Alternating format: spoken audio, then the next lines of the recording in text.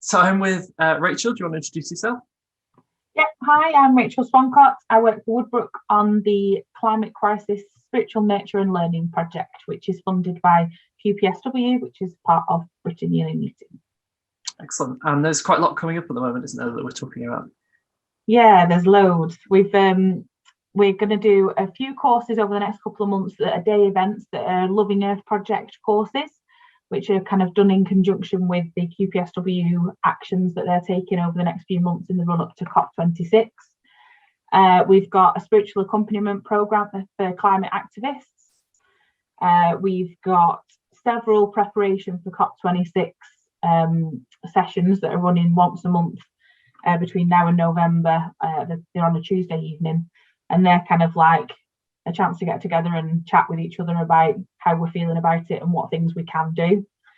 We're currently planning a meeting for worship, or at least one, if not more, during COP26.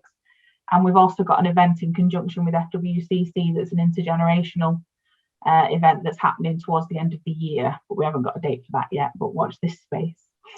Cool. And FWCC is like the World Quaker Office. Yeah. But for those who haven't heard of COP, what's COP?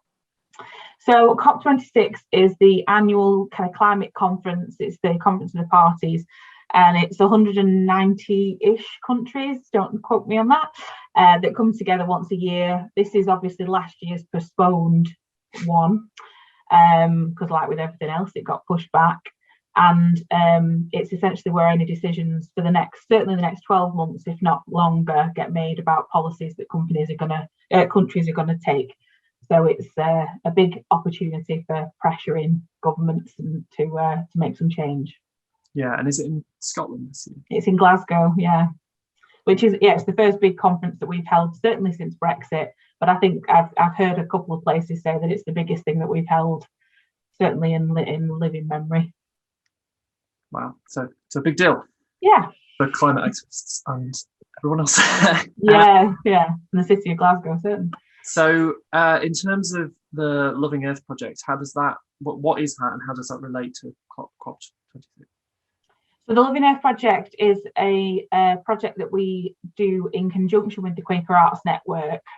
It's a textile-based project, but there is scope for kind of further afield than that, if that makes sense. So it offers a way of helping people to engage with how they're feeling about climate crisis, climate breakdown, but with removing some of the overwhelm from it, because we find that if you start the conversation, people tend to start feeling panicked if they're not already feeling overwhelmed by it. And the Loving Earth project, the crux of the Loving Earth project is a meditation that you do that helps you find small things that you feel like you can do. It takes you to places or people or things that you care about and has you kind of envisage them and how they'll be affected by climate crisis, and then pulls you back into, therefore, what can we do to help? And as part of that process, you hopefully come out with a creative response as well, which could be a Loving Earth Project panel, which then gets exhibited, but it also could be a drawing or a poem or anything really. So how does it work in the context of these three Woodbrooke events, which also seem to have a theme connected to them as well? They do. So what we've tried to do with these is we have the Loving Earth project, which is very kind of creative and perhaps more general responding to the climate crisis thing. And then we also have our work in conjunction with QPSW, Quaker Peace and Social Witness, who have a very clear set of discerned things that they're working on in the run up to COP. And so we've taken their set of discerned things that they're concerned about and that they're doing on our behalf, and we're putting them alongside the Loving Earth project to do each of these days. So we split it up into three. So we've got one of them that's called Stop Funding Fossil Fuels, which is happening on Saturday the 19th. And then we've got which is focused on the kind of sense of our public money funding fossil fuel companies. So what we'll do is we'll hear from some people who are part of the Paid to Pollute campaign, which is a campaign basically that's suing the government to ask them to stop funding fossil fuel extraction. And then we will do a creative response in the style of the Loving Earth project in the afternoon. So rather than focusing on something random that you choose, we're going to focus on the concept of the kind of the actions of our government, and hopefully we'll get some kind of creative responses and some ideas for action out of that in the afternoon. So that's the first one. Then we've got Making Polluters Pay in July, which is on the 2nd, which is talking about economy and how we can ask the government to change our economic models. And we've got Molly Scott-Cato, who's the Professor of Green Economics at Roehampton University. She's going to talk to us a bit about, kind of in very layman's terms, about understanding the kind of changes that we could make to the economy and kind of actions that we could take. And then we'll do the same thing. We'll have kind of creative responses to that. And then the last one's on the 16th of August, which is Build Back Better. So we've kind of done a thread through something that feels like a quite large concept. Then there's a bit more of a focus to the economy as a thing that you could focus on. And then the last one is the Build Back Better campaign, which is something that Quakers are co-launched and are involved in, which was started because of COVID last year. So it was kind of, how can we come out of this better resourced and more resilient and more green?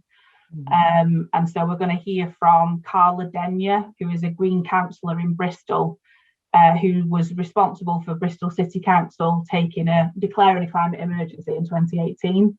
So she's going to talk to us about what communities can do to contribute to the Build Back Better campaign. And then again, we'll do the response, the creative response. So I'm really looking forward to them. I think they're going to be really valuable. I get a lot of people feeling like they don't feel educated enough about the issues to know what to do. And I think this is a real opportunity to learn something about the issue and then pick your action rather than feeling overwhelmed by it.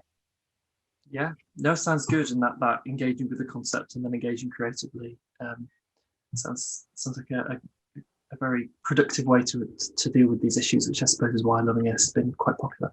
Yeah. And then you've got the climate accompaniment program. People are aware of that. Yeah, so that's the Woodbrooke Spiritual Accompaniment Program for climate activists. Essentially, we match you up as a climate activist with somebody who can support you in being spiritually grounded in your work. So if you're feeling unsupported, or if perhaps the support that you get is not spiritual. So some people do kind of climate work and they do it through their work or through organisations that aren't spiritually based. But you as a Quaker feel like you want some kind of Quaker input to that, then this is kind of for you. And we would essentially set you up for 6 one-to-one meetings with a spiritual accompanier. I think it was sort of, we dipped our toe in the water. We weren't sure what take up we'd get, how popular it would be. But within the first kind of couple of weeks, we have got 3 or 4 people who want to do it, and we've got 8 accompaniers. So there's some other companies waiting, and there's always scope for more. So it's going to be it's hugely valuable to have somebody there that you can speak to who's just for you as well. So when it starts to feel overwhelming, there's somebody there that can kind of sit with you through that journey. Yeah. It's free. It's completely free as well. And the Loving Earth sessions, do they have a cost associated to them? Yeah, so they're 20 quid. And if you are under 35, you get 50% off, so tenner. And also you could always ask your meetings to pay for it. And that's an important thing to remember. And that doesn't matter if you're kind of over 35, under 35. If you say to your meeting, I want to go on this, especially with it only being £20, I can't imagine that they'll say no.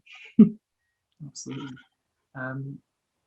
So excited about that, and that free offer for spiritual accompaniment sounds really great. And then we're looking something sort of shaping on the horizon around that's led by younger people, isn't it?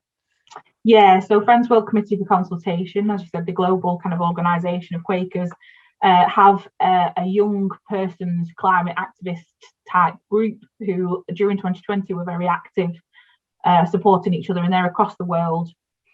And they have asked that we kind of help them and do something in conjunction with them and for them.